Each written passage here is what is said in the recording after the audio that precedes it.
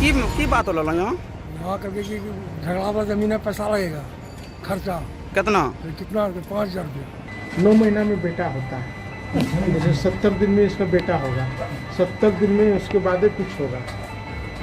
आज नहीं होगा, एक दिन में नहीं कुछ काम।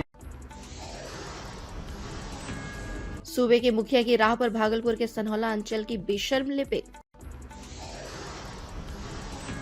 पैसे मांगने के लिए पार की सारी हदें। बोले अंचलाधिकारी, शिकायत मिलने पर होगी कार्रवाई।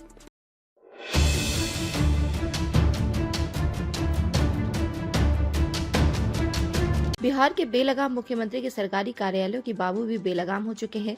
इसका नमूना दिखाएं, उससे पहले जरा माजरा समझ लीजिए। दरअसल भागलपुर जिले के सनहौला अंचल के अधीन सकरामा गांव के एक बुजुर्ग, जिनका नाम हरि मोहन गोस्वामी है, वे पिछले कई महीनों से अपनी जमीन मापी के लिए अंचल कार्यालय का चक्कर काट रहे हैं। शनिवार को इंडिया न्यूज वायरल के प्रतिनिधि को उन्होंने अपनी व्यथा सुनाई, उसे आप भी सुने। की नाम वाला अपना हरि मोहन गोस्वामी, घर सकरामा। की बात हो रहा यहाँ? यहाँ करके कि झगड़ा वाला जमीन है, पैसा लगेगा, खर्चा कितना? तो कितना 5,000 रुपया। के मांगा? पंकज। पंकज। क्या चीज का जमीन है? हाँ? जमीन जो है नापी कराने के लिए मांगा गया है। सब ये आवेदन मेरे पास में। कागज है आपके पास? हाँ, कागज। दिखाइए तो क्या कागज है। ऑर्डर आया हुआ है। देखिए ना, 24 तारीख को एक डेट फेल कर गया, इस 27 तारीख वाला फेल कर गया, देख रहे हैं ना। और 24 तारीख वाला भी गया, अभी नहीं अभी क्या बोला, जाएंगे? गया, वो बड़ा दूर गया अभी। गया? पैसा अभी लिया कि नहीं लिया? अभी अभी तो नहीं लिया। क्या बोला, वहीं पे लेंगे पैसा कि यहाँ पे लेंगे? वो अभी कुछ नहीं बोला कि गया अभी। सीओ साहब को बताया ये बात? सीओ साहब तो अमीन गया, तो जा रहे हैं वहीं पर। अच्छा ठीक है। वो सुना आपने, 5,000 पंकज बाबू को नजराना नहीं दिया है। इस वजह से बुजुर्ग की जमीन की मापी नहीं हो रही है, जबकि एक नहीं दो सरकारी दस्तावेज बुजुर्ग की जमीन मापी के लिए कट चुके हैं।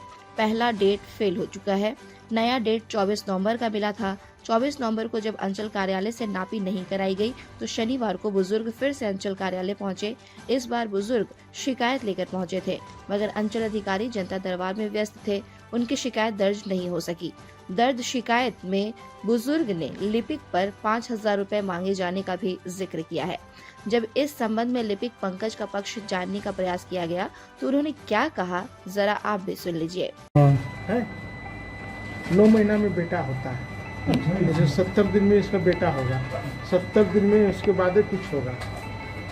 आज नहीं होगा, एक दिन में नहीं कुछ काम होगा। सुन लिया आपने, साहब कितने बेलगाम हैं।